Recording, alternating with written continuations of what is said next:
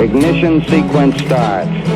6, 5, 4, 3, 2, 1, 0. Liftoff. We have a liftoff.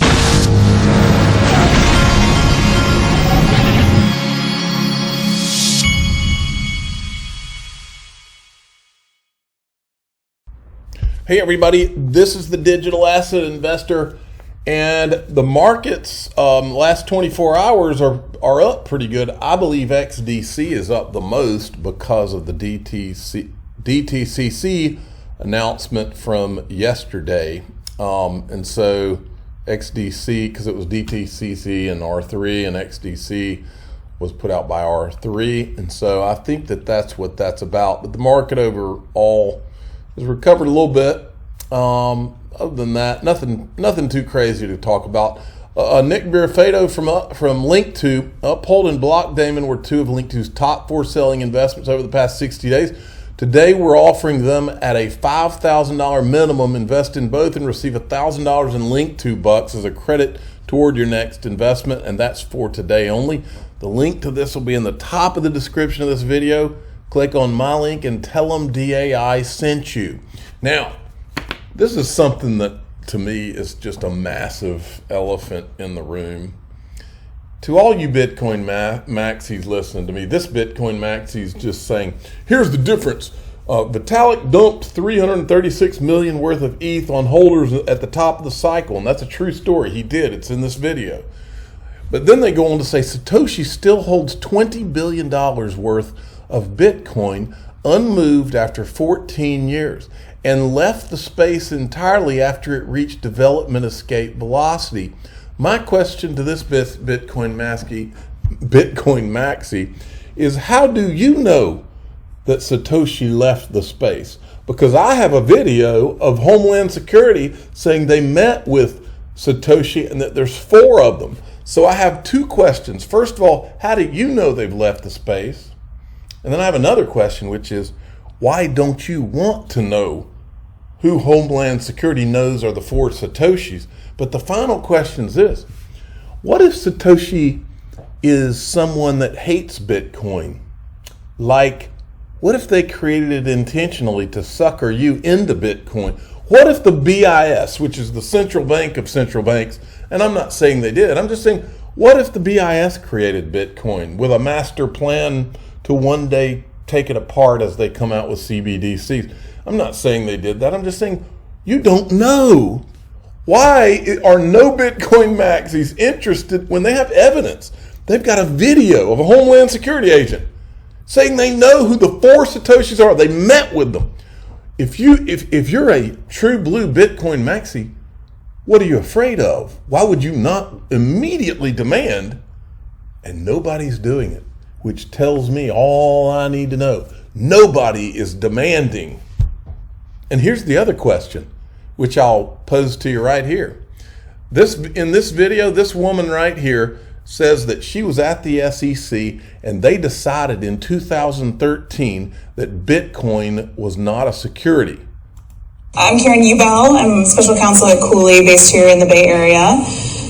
So I work predominantly with issuers and investors now in the blockchain and cryptocurrency space, and have done so for quite a while. My background actually is in the space starts at the SEC in 2013 when the Winklevoss failed the Bitcoin ETF. That came to my desk. I was in this group that got anything new, weird, unique, and novel, and it fit all of those categories. And was part of the group that kind of had to figure out whether or not Bitcoin at that time, whether we thought it was a security at the SEC. And even though Bill Hinman took a while to actually announce it, we at that time actually said, no, this is more like a commodity than a security. So, okay, so the question's this: if the SEC decided that Bitcoin was a non-security in 2013, and their whole purpose of being is to protect investors, why would they not immediately, not when Bill Hinman gave the speech in June of 2018, 5 years later, why for 5 years did they let the public not know, intentionally have no conclusions out there? Why would they let that go and let all these investors that they claim to want to protect so much not know what Bitcoin was? And I'm telling you, I will bet you dimes to donuts that I know the answer to the question. I think Bitcoin, because remember, during the same 5 years, all we heard is that Bitcoin's for money laundering, Bitcoin's for bad guys, Bitcoin's for this. And I'm telling you, dimes to donuts, they created it to track the very people that they were claiming it couldn't track for 5 years. They didn't want to give it a designation. They wanted the bad guys to see it as a hiding place, to think that it was a good hiding place.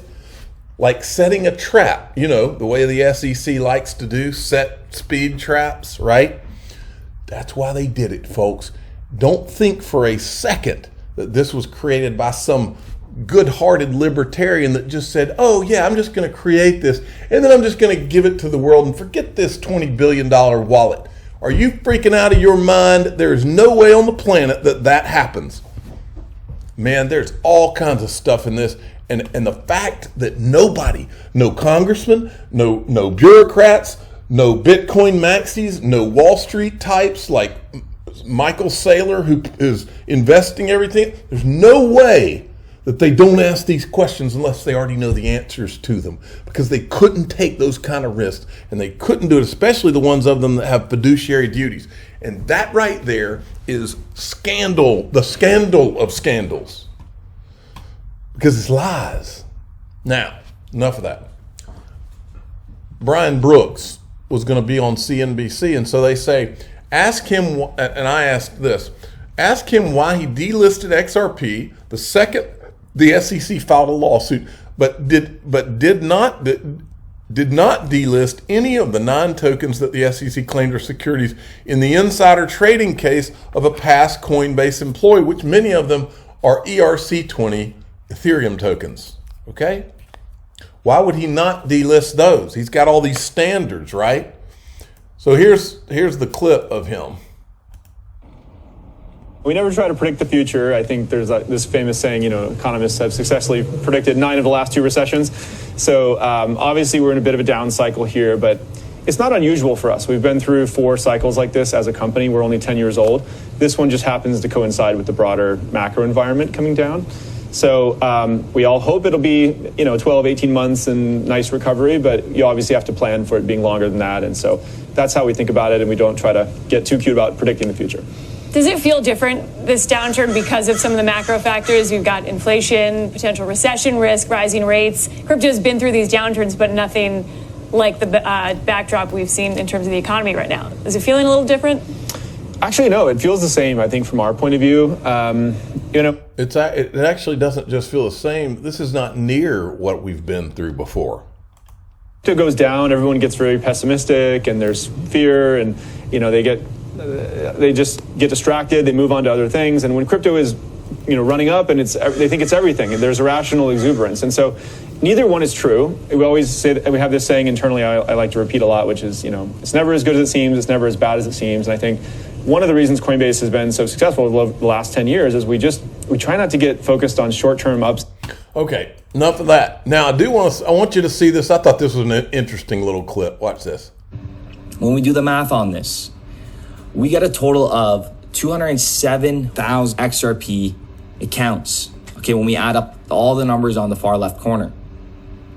And we're going to divide that by 2 because you guys all know there are everybody has at least 2 different accounts. Myself have more than 6. So I would account for anybody that has 1, for example. I would account for actually an additional, 3 people.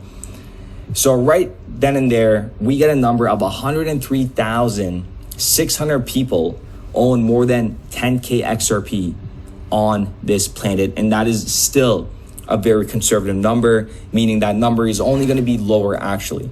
So less than 100,000 people on this planet own more than 10,000 XRP. Pretty interesting. Then there was this. This is the CFTC lady, Caroline DeFam? Caroline DeFam? Okay. Anyway, interesting clip. really is a very serious concern that I've found about national security and about American competitiveness. And I think that's very compelling. I found it to be very sincere, and I think that's something that we can't forget either. Actually, maybe just to quickly pick up on the national security element, because that's, I've heard like a national imperative. It's important for our own economic standing to remain on the forefront of innovation. But how does that fit into national security for you? I think when you look at traditional schools of thought around geopolitical power, you have, of course, military power, and you have economic power, and you have the US dollar as the world's reserve currency. So I think people are very concerned that should, because of these innovations in digital assets, in particular, if there really is a movement towards certain stable coins, for example, payment stable coins that are not, clearly they're not digital fiat, because that would be a CBDC. And they're also not tokenized commercial bank money. And so if there's ambiguity over that regulation and over what those stable coins might be, people are really worried that that's going to be a movement away from the US dollar as the world's reserve currency. And that is a national security issue for the United States, as well as a deeply monetary policy issue as well. So that's just one example. But of course, if you have other things, if you have innovation, if you have capital investment, if you have talent, all moving offshore, that people see as a concern as well. And you've seen that with other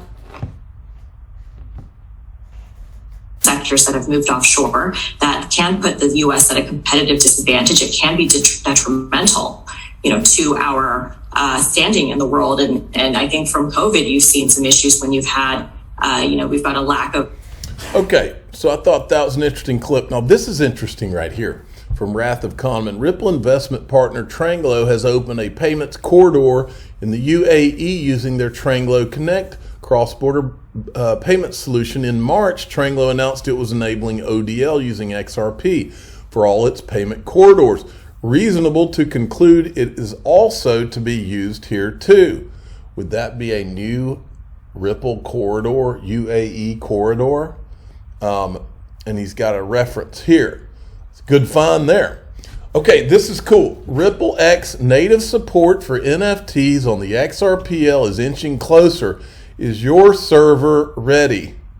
And then there was this right here from XRP Labs. With the XLS 20 amendment, native NFTs on the XRP ledger reaching 50% yay votes, we decided our validator will vote along. We just updated our XRPL validator from nay to yay on the XLS 20 amendment. We fixed all reports received regarding XLS 20 support in some. Now this is interesting, folks, because let me tell you what I can't wait to see. What I can't wait to see is here shortly when Ethereum finally has to compete in the NFT space, and people are going to be confronted with either buying an NFT with $100 gas fees, which is a joke, to buy $100 gas fees to buy a $200 NFT, or buying a $200 NFT with basically zero expense on the XRP ledger. Get you some of that. Now, wanted to show you this because I've been telling you about PureVPN. PureVPN protects crypto users online, has been VPN industry for 15 years, has the trust of more than 3 million users. With PureVPN enabled, all your network traffic gets encrypted before leaving your device using a secure 256-bit encryption, making it virtually impossible for anyone to snoop into your data or hack your account. This can give you peace of mind to access your exchanges securely, no matter whether you're at an airport, in a mall, or other public Wi-Fi. The digital asset investor uses a virtual private network. I'll put the link to this PureVPN in the top of the description. Click on the link, go get you a VPN, and tell them DAI sent you. Thanks for listening. I'm the digital asset investor. I'm not an investment advisor. This is for entertainment purposes only. Please subscribe, hit the like button, and tell your friends and family.